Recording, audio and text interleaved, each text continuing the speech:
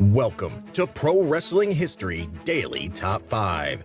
I'm your host, the eclectic gentleman, Stephen Watts, and join me as I count down the top 5 moments for this day in pro wrestling history. But before we get started, don't forget to like, share, and subscribe. And without further ado, let's get our wrestling history on. Number 5, 1983. Tsunami Fujinami defeats Riki Choshu via countout to win the WWF International Heavyweight title in Tokyo, Japan at Sumo Hall. Number 4, 1932. Tiger Conway is born. In the 1950s, when Conway made his debut, professional wrestling was segregated and people competed against others of their own race. Conway was forced to compete against only other African Americans for much of his career.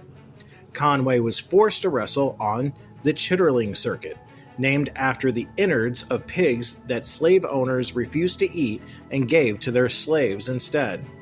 Conway won his only title, the Texas Negro Championship, in his first professional match. By the 1960s, Conway was permitted to compete against Caucasians.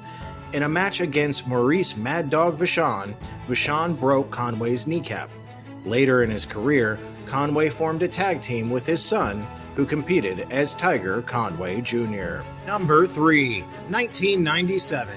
Lex Luger defeats Hulk Hogan for the WCW World Heavyweight title on Monday Night Nitro. Number 2, 1960. Dean Malenko is born. Although never a world champion, Malenko achieved championship success in ECW, WCW, and the WWF, winning 11 total titles between the three organizations. Pro Wrestling Illustrated named Malenko the #1 wrestler in the world in 1997, and he was inducted into the Hardcore Hall of Fame in 2015. He has been recognized by commentators as one of the most underrated wrestlers of all time. Multiple-time world champion Bryan Danielson said that he was the #1 guy growing up. Number 1, 2021. Beautiful Bobby Eaton passes away. He was most famous for his work in tag teams, especially as one half of the Midnight Express. Under the management of Jim Cornette, he originally teamed with Dennis Condrey and later with Stan Lane.